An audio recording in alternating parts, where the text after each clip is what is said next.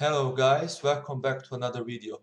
In this video we will consider an integral from minus infinity to infinity dx over 1 plus x to the 2n squared. So first we will realize that this function is an even function on a symmetric interval. So we will have 2 times the integral from 0 to infinity dx over 1 plus x to the 2n and then squared. And now, since this looks like a gamma or a beta function, let's make it like one. So first we will introduce a substitution, x to the 2n equals y. We will have 2n, x to the 2n minus y equals dy, and we have dx here. And so dx is nothing but dy over 2n, x to the 2n minus 1, which we can solve for if we write dy x over 2n x to the 2n, and from here we can solve for x and y. X will be just y to the 1 over 2 to the n, 2n, and x to the 2n is just y. So we will have here dy y to the 1 over 2n over 2ny. And in the end, we get just dy y 1 over 2n minus 1 over 2n. Now let's get back with all of this into our integral. How do the boundaries change? Well, if we plug in 0, we get 0. If we plug in infinity, we get infinity, so nothing changes. We still have 2 times the integral from 0 to infinity.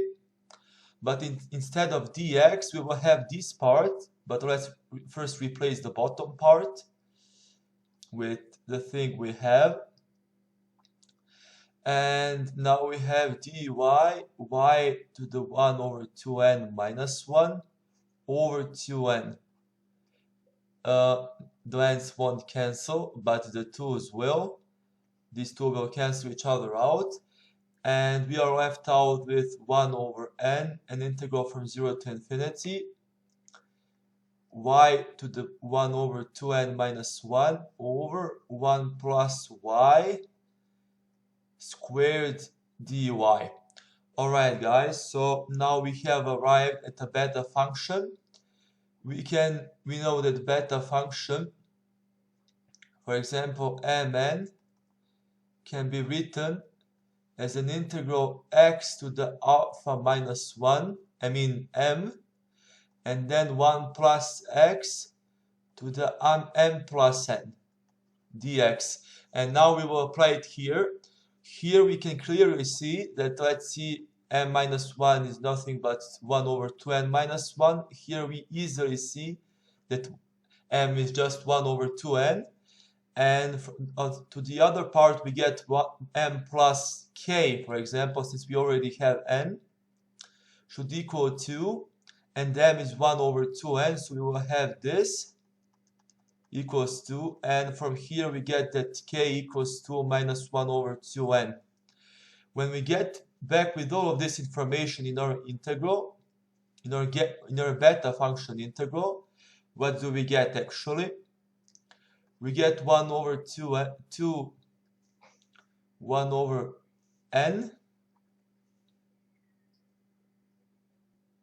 1 over n, and now we have solved for the beta function coefficients. So the first one, we will have gamma of 1 over 2n times gamma of 2 minus 1 over 2n over the sum of the gamma functions. 2n plus 2 minus 1 over 2n. As you can see, these will cancel each other out. And what we are left out with is just gamma of 2, which is just 1. So we will have 1 over n, gamma of 1 over 2n, times gamma of 2 minus 1 over 2n. And what does this look like? Well, if you remember, we have a formula, gamma of 1 minus p times gamma of p is nothing but pi over sine of p pi. In our case, we are missing, we have 1 minus p, we have 2 minus 1 over 2n. So let's use the gamma function property that gamma of 1 plus x is just x gamma of x. In our case, when we use it here, we will have 1 over n. Gamma of 1 over 2n stays the same, but we will have 1 minus 1 over 2n, gamma of 1 minus 1 over 2n. And now this and this, for these two guys, we can apply this formula. And what will we get? Well, in our case, this p equals 1 over 2n. So we will have 1 over n times 1 minus 1 over 2n. For this is just the copy-pasted part. And here we have pi over sine of pi over 2n. Alright guys, that was it for this video. Like, share, and subscribe if you want to see more of this. And see you in the next video. Bye guys.